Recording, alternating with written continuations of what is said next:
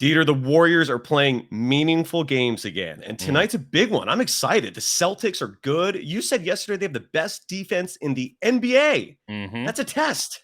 Oh, yeah. Big time. We're going to break this down. This is Locked On Warriors. You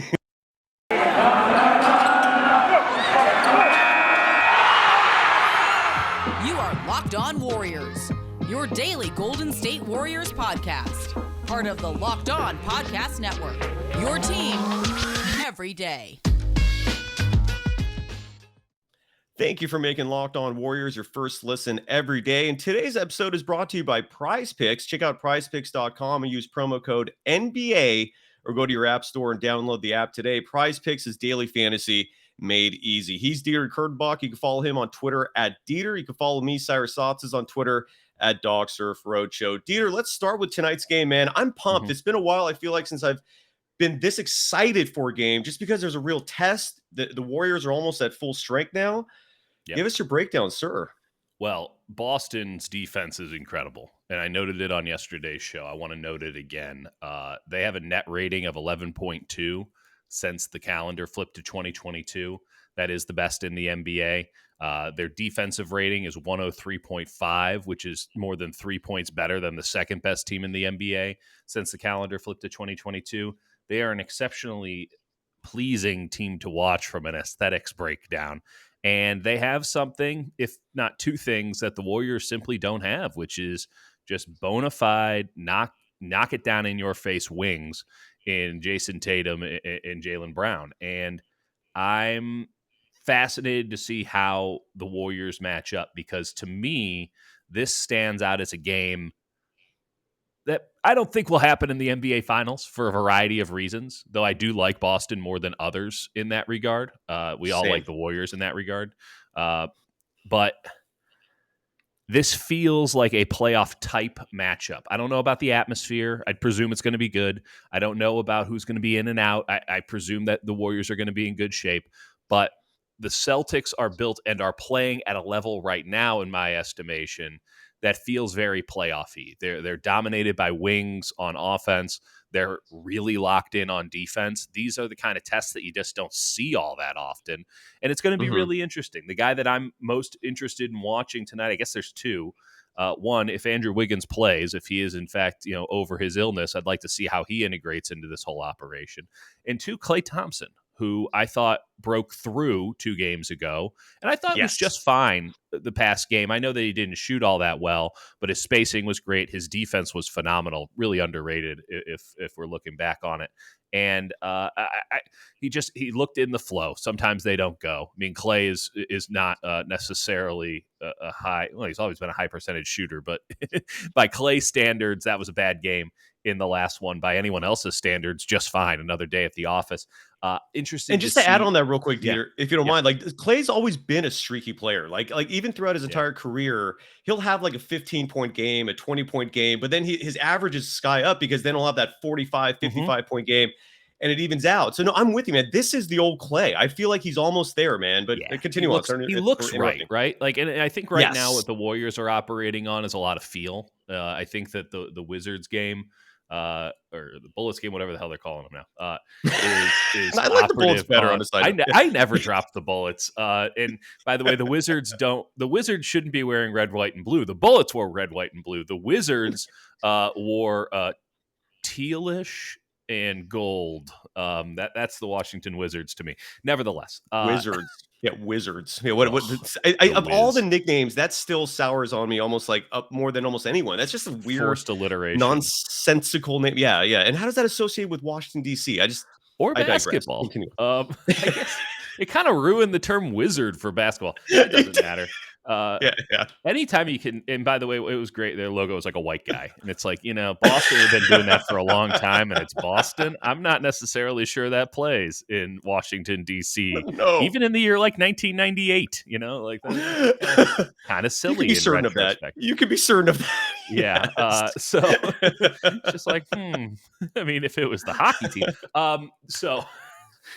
regardless, we've been kind of operating on feel. I think that maybe there was a bit too much extrapolation from that Wizards game because the feels were so good, because it looked so Mm-hmm. right, because it tapped Mm-hmm. into a sense of nostalgia, which is a very Mm-hmm. powerful opioid. And it took one game. It will take one game to figure out if that was real or if we were all just high on our own supply. Now, again, we'll probably do this exact opposite situation against the Spurs on Sunday when it's right back to feeling good all the time and all that. But Boston's good. They better bring it. I mean, they cannot slack for half a second against Boston because the offense, while it looked super crisp, super clean against Washington, that's kind of their thing. Like that's kind of the thing they allow teams to do. Boston gives you nothing. There is no quarter against this Boston defense. I'm a really big fan of this Boston team. And obviously we have, positive vibes towards the Warriors. It's going to be interesting. I don't want to extrapolate it too much. I don't want to say, win this one and it's back, but it's going to be hard to argue that they're not. And if they lose this one, I'm not going to say that, hey, it was all fool's gold against Washington, but it does feel like it carries some extra heft. And I think that's what you're feeling right now with all that excitement. Agreed. And it's on national TV tonight. We're watching this on ESPN. Although lately, well, wait, this is and I'm totally going to go on a tangent here, a side note, which I did the Wizards. Fair enough. I love that though. But for some reason, there's been a change this year in terms of media consumption when it comes to the regional sports networks, which is that until this year, I don't remember ever seeing, or maybe this was last year, but I don't remember ever seeing my TNT broadcast, my ESPN broadcast suddenly being blacked out. So then I'm forced to watch Fitz, or in your case, turn the volume down and listen to Tim Roy. So, which is smart. I love Tim, man. He's been on the show a couple weeks ago. Love him to death. He's the best in the biz. Yeah, so I don't know. So all of a sudden now it's like, oh, great. The regional sports networks won some sort of battle behind the scenes because I never read anything about this. What are you using? What is your cable? Is it Sling? What are you using? Hulu. I do Hulu. Hulu. And Hulu's pretty hardcore from what I heard. In terms of what? In terms of actually following through on blackouts and such. So let me ask you this. Yeah. Well, I was going to say, you do YouTube TV. Yeah. Do they black you out? It's hit and miss. Okay. It's hit and miss. So sometimes I don't believe ESPN games are blacked out, but sometimes TNT games exclusive. I'm pretty sure TNT is exclusive, but it hasn't been an issue. I might have figured out a backdoor loop around, and hopefully no one from YouTube TV is listening, where because I record every game. Apparently everyone's listening, Dieter, so be careful. I know. So you found the back around. Probably YouTube. Know somebody from YouTube TV is listening. That's not important. Because please don't fix this. But because I record every game, I think I'm just watching the recording, which isn't blacked out yet. I think that's how I figured it out. But you know what? My recommendation always, if you can listen to the great Tim Roy, listen to the great Tim Roy. Yeah. I think my biggest frustration with the national TV versus the local TV isn't even broadcasting anymore, even though Fitz has gone to a whole new level this year. And I don't care if he hears that. Oh, no, you blasted Kalena on this show. Yeah. So I know. I think your feelings are known. It's really bad. It's really bad. And come clap back any way you want, because at this point we've reached the juncture where Dieter Kurtenbach, guy who has a lot of nonverbal fillers and oftentimes just keeps talking when he's got nothing to say, firmly believes that he could do a better job. That's where I'm at now. You put me on that broadcast, it would be more palatable to the audience. But that's not even my biggest issue anymore. My biggest issue is the quality of the cameras, the quality of the stream coming from NBC Sports Bay Area. I think they're upscaling 720p to 1080p, and it's a yellow damn court. It's the ugliest thing ever. I have a 4K television I paid way too much money for in retrospect. And how much? I'm curious because I had it's an 85-inch Vizio, so it's a 4-figure television to start. It wasn't crazy. It was, I think, just shy of $2,000 when I bought it. I got it at the very end of a thing. Like I'm usually pretty good about that. In retrospect, I would have just bought a bunch more of these 43-inch TCLs that cost $225. No, I'm jealous. 85 inches, but dude, It's that is how you should watch sports. And I got the ambient lighting, and I got the nice sound bar. Like this is what I do for a living. I decided to make myself feel pretty good about the whole situation. Bravo. I also like watching some movies when the wife goes to sleep. So it's like, bravo. This is when we get the James Bond time in. And it's just repugnant to watch these games. And you flip over. I was watching, was it Suns something? Oh, no. I mean, first off, you can get 4K on NBA TV now. And then I'm watching something on ESPN the other night. Can't remember what game it was. And I just remember thinking like, oh, man, is this in 4K? No. The Warriors broadcast quality is so poor that basic HD is now making me think that it is somehow a next level up. We are at the technological epicenter of the world. And the local, the regional television broadcaster isn't putting stuff out in 8K or 4K. They're not even putting it out in 1080p. They're putting that crap out in 720 and upscaling it. And it's absolute joke. It's an absolute joke. And listen, the last 2 years, justifiable. No one wanted to see that thing in full fidelity. But this year, unacceptable. And we're going to talk about that so much more. My whole point was just that I love listening to the national broadcast just because it's a different perspective. You're not getting the homer calls nearly as much, if at all. Totally. Excuse me. But so I don't know if ESPN will actually be broadcasting here in the Bay Area or if we're going to be listening to Fitz or Tim Roy. And when we come back, I want to know how you get the Tim Roy feed, whether it's the internet or if you actually got an old transistor radio. But first, we got to talk about PrizePicks. Oh, yeah. NBA fans, if you're looking for an NBA fantasy option for the NBA, then you need to try the award-winning app PrizePicks. PrizePicks is daily fantasy made easy. I love this. Dieter loves this, and we know you will too. It's easy to use. You just pick 2 to 5 players and an over-under on their projections, and you can win up to 10 times on any entry, and it's just you versus the projected numbers. That's it. Entries can be made in 60 seconds or less.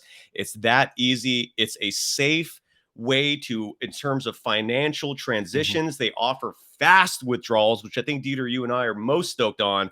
I think most online gamblers. Yeah, that's major perk there.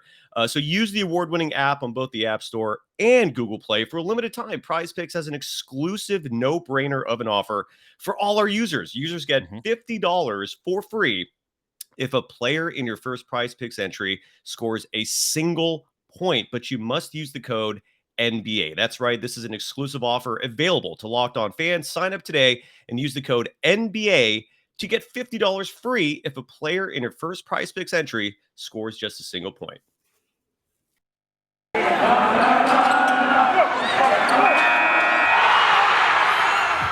are Locked On Warriors, your daily Golden State Warriors podcast. Part of the Locked On Podcast Network, your team every day.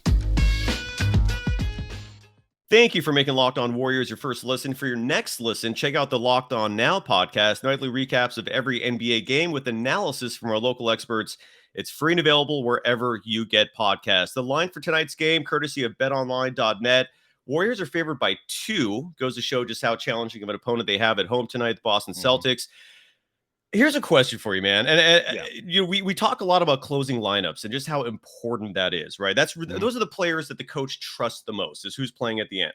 Of course. And we're seeing Jordan Poole starting to play more at the end, which is a great sign, in my opinion. If the Warriors are playing, let's say, a 7-game series and 2 minutes are remaining in the game, and who cares what the opponent is at this point, but is Wiggins a lock as one of those 5 players, in your opinion? No, but he's like almost fully clasped, if that makes sense. Yes, it does. No, it does. It would take a very particular circumstance, I think, to get him out of the game.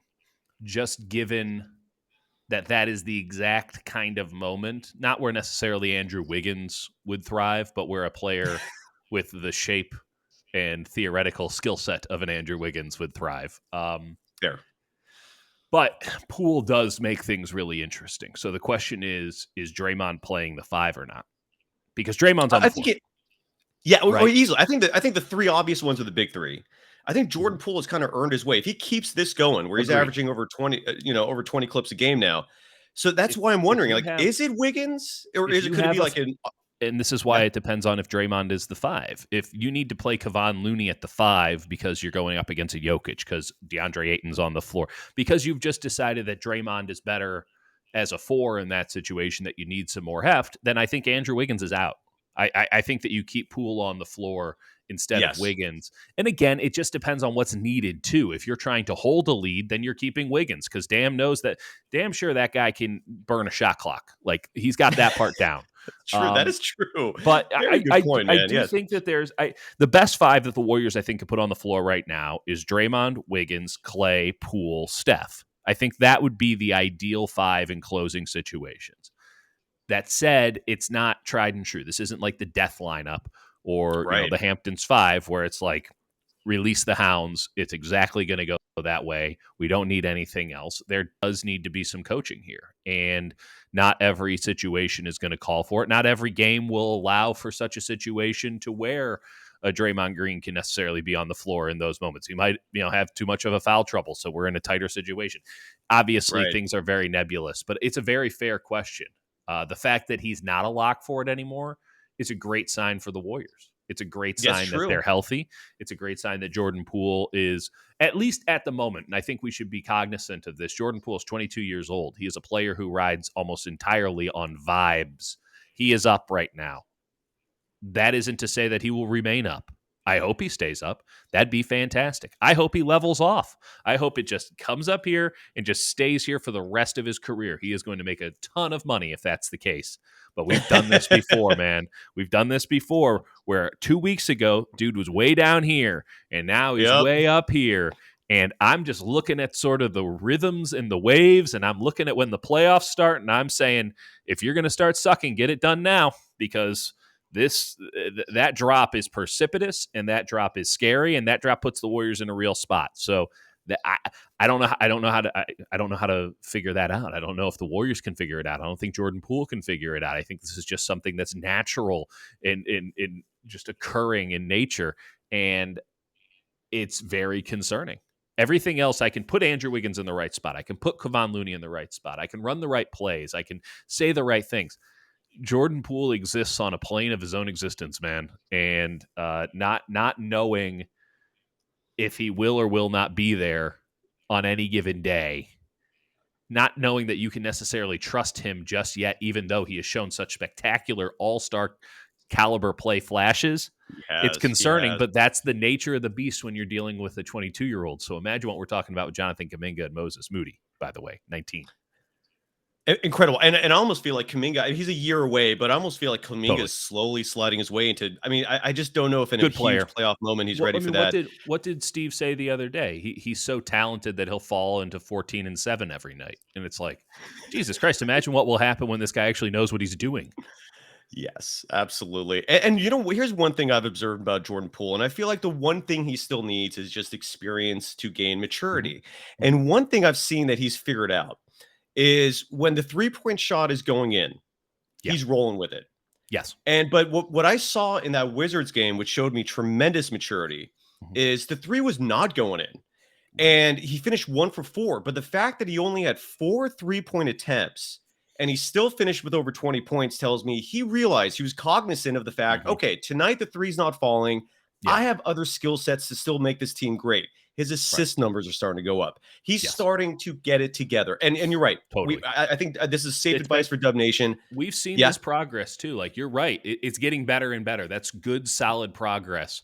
But the lulls are still pretty jarring, and it's the Wizards. I do have to put that caveat on it. But you're spot on, man. He's gotten so much sharper throughout this season because his responsibilities keep changing. Hopefully he can figure out where that is. He likes starting.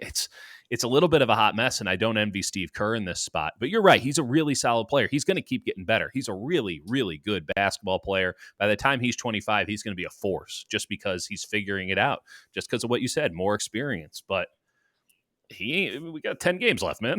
There's not enough time to Change. get the necessary experience to get him Yeah. to the point where he's the dude. but he's putting it together. And again, this has been a nice long streak now. And and what I really love this starting lineup the Warriors are employing now, where you have Steph, Jordan Poole, and Klay Thompson together, the 3-guard lineup with Draymond and Looney as the 4 or 5. I love this starting lineup. I really think this is what they could roll with in the postseason. Our boy James Wiseman played his third game as a member of the Santa Cruz Warriors. We're going to talk about him in just a moment. But and one thing I really feel like he's been thriving on is eating Built Bars. I'm not saying he's eating them, but I feel like if he was eating them, that might be a huge contribution, because those Built Bars are full of protein, 17 grams, in fact, on average per bar.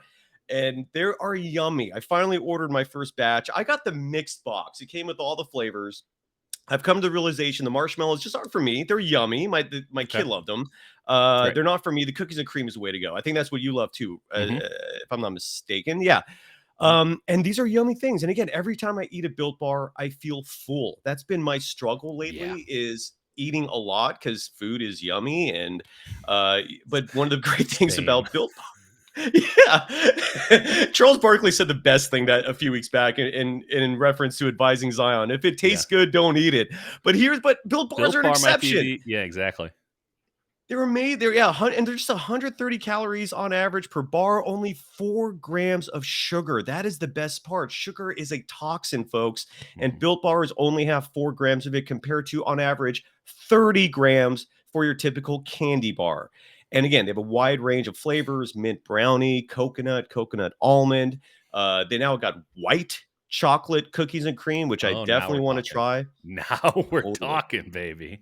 Absolutely. And they're all about taste. Just go to built.com. Use the promo code LOCKED15 to get 15% off your order. Again, the promo code is LOCKED15 for 15% off at built.com. You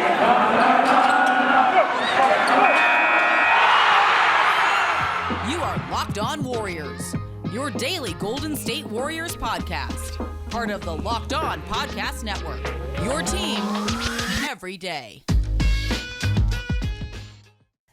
Thank you for making Locked On Warriors your first listen every day. We're free and available wherever you get podcasts. Dieter Kurtenbach is on Twitter. You can follow him at Dieter. Love your Niners insights lately, by the way. And your scathing criticism of the cheap Oakland A's is so spot on, man. I don't get me started on that ownership group. But anyways, I'm loving what I'm consuming with your Twitter account. You can follow me on Twitter at DogSurfRoadshow, in addition to all your Warriors stuff, of course. James Wiseman just played his third Santa Cruz Warriors game.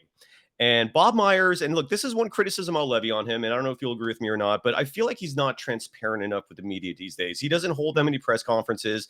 Am I wrong? Like, when was the last time he's been available? Like, I remember All-Star break, he took a few questions. Talking James You Wiseman? talked to him a lot? No, Bob Myers. Oh, Bob Myers? No, Bob's never done that. Bob's not. I mean, Bob does a weekly radio show for the He flagship. does, with softball questions lobbed at him. Yes, and he's paid for it. That's fair. I don't know if he's necessarily paid for it. But yeah, no, he's not. Okay. I mean, it's part of the gig. It's part of the responsibility. No,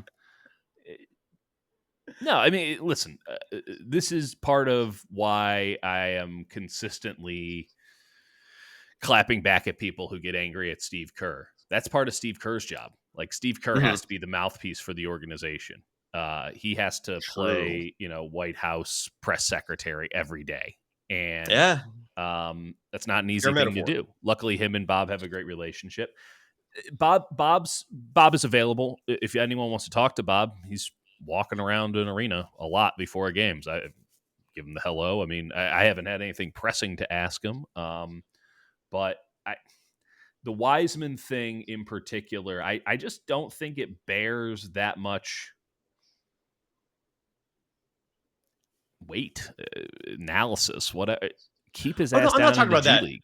Yeah. I brought that up as a side note. I just feel like I wish Bob would have more press conferences. That's all, because I have a million questions. I don't go to the arena nearly as much as you do. I think a few trips a year. I can ask him next time I'm there. I want to know. Ask him what happened with Kelly Oubre last year. Did they even try to sign him back? Ask him. No, I can tell you right now, no. How do you know that, though? Because I know it for a fact because I talked to people last year. Fair enough. Okay, so they just did not even bother signing him back. They just said, "Peace out, you're gone." They were very pleased to let him walk. Okay. All right. And then another question I had is Kent Bazemore. Shams Charania reported that Kent Bazemore turned down a multi-year deal with the Warriors with more money. My Mhm. sources have told me that is BS. So either Shams' journalistic credibility takes another hit, or the Warriors actually offered Kent Bazemore multiple years guaranteed with more money. What is the truth there? I would like to ask Bob that. I guess those are my two questions right off the bat. And regardless, Really, I really like using the bullets here availability. on Kent Bazemore. I'm just curious, man. I'm just a very curious person. This is and That's this good. and his morning appearances on 95.7 The Game. Again, they're just they just want to be friends with him and they're just lobbing questions. Whatever. The I point get is, that. he revealed on the show this morning though that Wiseman has been recalled back to the Golden State Warriors, Yep. and there is actually a possibility he could play Sunday. What are we thinking, man? Are you stoked? I mean, I feel like there's two sides to this. One side is just put him in there. Let's just see what he does. 10 to 15 minutes a game will not hurt the team. Will only give him experience. The other side of the coin is he's raw. He's just not ready. But what do you think? What are your thoughts on that? After watching the game last night, I don't see necessarily a reason to call him back other than ego. Who's ego? Wiseman's, the Warriors, everybody's ego, just making it look as if everything's hunky dory. I want to Okay. see him absolutely destroy some G League competition for a while yet. I think that there's still a lot that he can learn. Mm-hmm. I don't have any reason to believe that he's going to learn that at the NBA level. And until he learns, I don't know how to accept an entry pass, things like that, he can't play meaningful minutes for the Golden State Warriors. And if you're not on this team to play meaningful minutes and you're not, some guy who's around for good morale, some guy who they have had played meaningful minutes before, what are you doing on the team? What are you gaining out of that for the best, the rest of your career? I just don't see any reason to have him on the NBA roster other than he Okay. gets six fouls and he's 7 feet tall. But I think that maybe more harm than good would come of having him down the home stretch here. Whereas keeping him down in the G League, I can see no harm in that. Fair enough. Here's my pushback to that. One is with the G League Warriors, with the Santa Cruz Warriors, James Wiseman is the do-it-all player. If he's on the Warriors, you're just asking him to rebound, catch lobs, keep things simple, and you're surrounded by greatness. With Santa Cruz, no offense to that roster at all, but you're a G League team, and he's clearly the best player on that team. So it's just different levels in terms of where you're placing him and his responsibilities. And I guess I just don't see the harm in playing him with the Warriors. And again, you've heard me enough, and I don't nothing personal against Nemanja Bjelica, but well, I he's just out with an illness tonight. So is he really? You properly cursed him yesterday.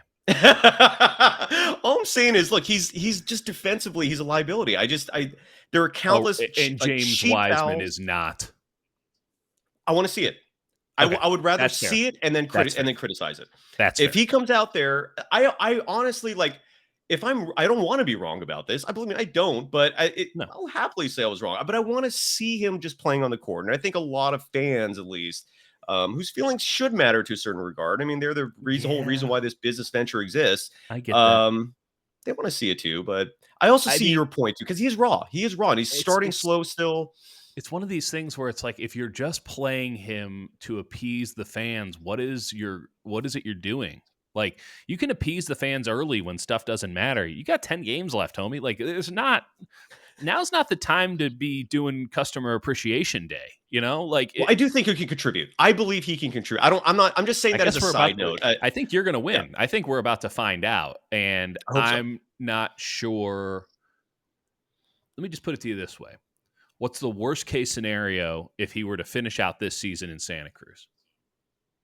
Okay, here's the absolute worst case scenario. Yeah.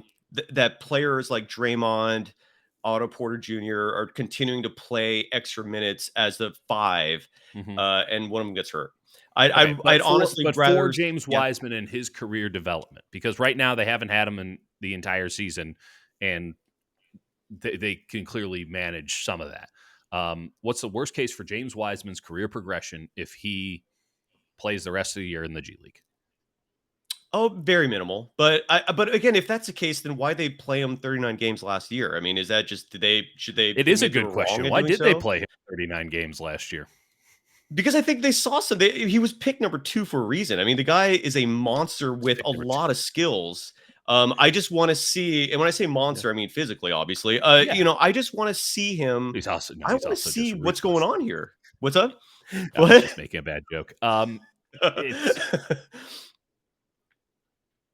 I'm past the point now where I'm interested in finding out things on the fly. I think that time has passed. It is too tight of circumstances, and James Wiseman trying to figure things out as the Warriors try to get themselves into a serious playoff situation. I can't guarantee he's going to play. Like, I He might not. legitimately at the NBA level, I can't guarantee he's going to play.